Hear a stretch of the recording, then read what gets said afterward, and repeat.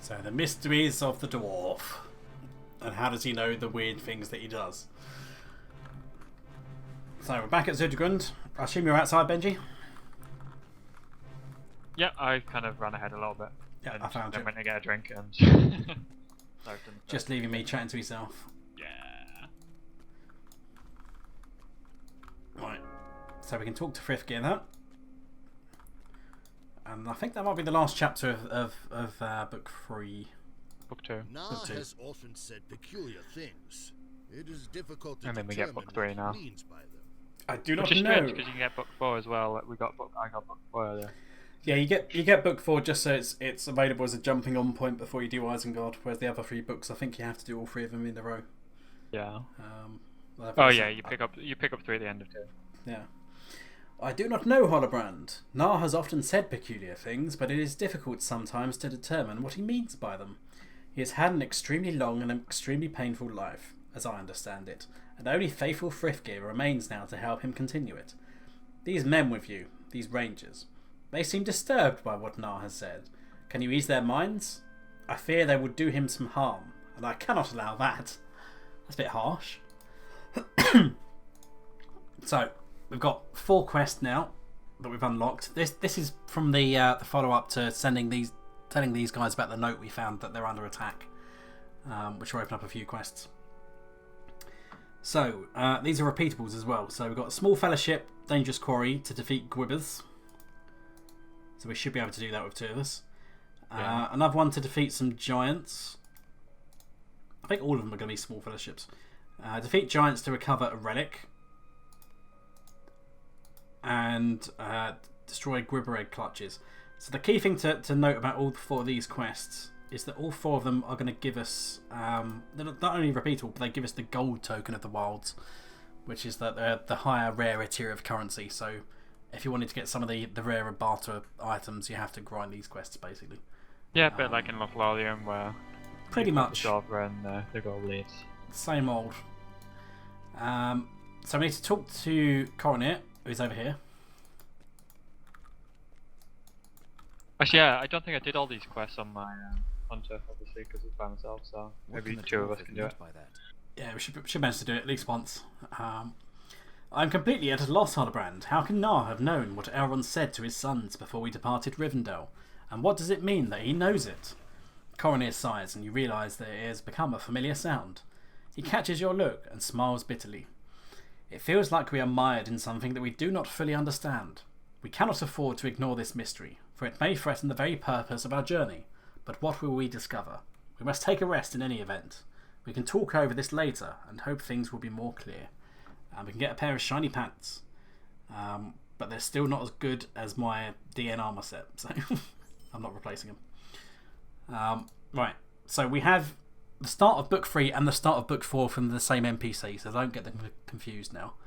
But we'll start book 3 and eventually we'll end up back here to carry on with book 4. Like this. Yeah. I do not like this, Holobrand. How has Na come to know of our potential road? That road Elrond has advised his sons to remember the paths of the dead, for we may have need to walk them, was known but to a few, and all of them are trustworthy. Something is not right about this. It will not be long before we must set out again, but in the time before we do, we must learn what we can about Na's recent activities. There may be some clue in them to reveal the source of this knowledge concerning our errand. Speak to Frithgear about Na. He proved helpful in returning his friend to clarity, short-lived though it was, and may help us again. So we're probably going to find out that we've actually consumed all the magic herbs, and we're out of brew. Yeah, it's just when you said the vapors of the stew made him seem better. It's like something wrong about that stew. So what, you're recommending he takes up vaping? I'm not recommending anything. I have zero medical knowledge. No harm? Yes, I'm sorry he's upset you. Na means no harm. Frithgear listens as you recount Coronet's request to know of Na's recent activities. His brow creases in thought and he is silent for a moment. When he speaks again, his words come slowly, as if he is unsure they will be of help. A few days before Wadu the Dunlending came to Zudrugund, I noticed Na spending a great deal of time looking through some of the bookshelves for something. I thought it odd because he generally takes little interest in the books and records here, but he did not speak of it, and I did not ask what drove his examination. I can tell you which section of shelves it was, but there are a lot of books to go through. I do not know if it will be of any assistance, but you are welcome to seek a common thread if it may be of help to you and your friends. Look at the shelves to the southeast of here, around the illuminated statue. So, we're going to have, I think, 3 locations we need to check. Which you can probably find with the delete key, maybe? They're on the right. If you turn away from them, they're on the right hand side. Yep, there we go. So they're lit up bookshelves. So one there. A slim book, Herbs and Plant Life of the Coombe, is resting atop several others. It is as if it had been recently removed and carelessly returned to a shelf. Yeah, librarian's curse. It is my hope that these musings on the great variety of plant life found within the Coombe will be of help to those who, by want or need, find themselves uncertain of a herb's utility or a vegetable's properties. It is clear that such knowledge is fading in my people. Thror has commanded the opening of a new wing in the mines beneath Zudrugund, but my own studies have been, of a necessity, self-directed. I do not complain. The gems they have taken from the old wing stir my heart as much as they do any of my fellows, but there is as much to be learned from the green as there is from the stone. But I ramble, as I often do when called upon to defend my interest. This is followed by several pages of notes on various plants that grow on the slopes of Thror's Coombe. One of the pages has been turned sideways and earmarked and catches your eye. This next herb is easily found throughout the Coombe. Simply follow your nose, and on a day of calm weather, its sweet smell will guide you most easily to patches of Hubul Haraz, growing on the grassy slopes. That name, which in fact means sweet water, and the Dunlendings with whom I have spoken believe the smell to drive away evil beings. Why do I feel like that needs to be done in a Devon Attenborough voice? And here we have the Hubul Haraz, a sweet-smelling plant, which I'm not really sure why I'm narrating, because it's not a creature.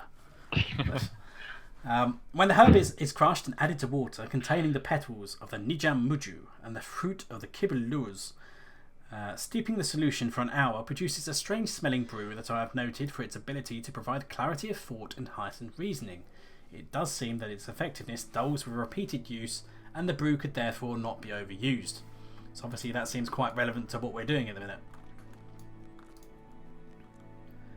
Bookshelf number 2. You found a parchment, yellowed and old, tucked away between the covers of a thin book you have apparently forgotten. Hal Frayne, King under the Mountain. Preparations for leaving the Coombe are well underway, and it will not be long before our people are ready to depart for the Blue Mountains. The great wheels in the depths will turn without them. I wonder for how long. I am writing this letter to express my concern about Nar. You know as well as anyone the things he has seen. Some serious shit. And his service to your father cannot go unquestioned.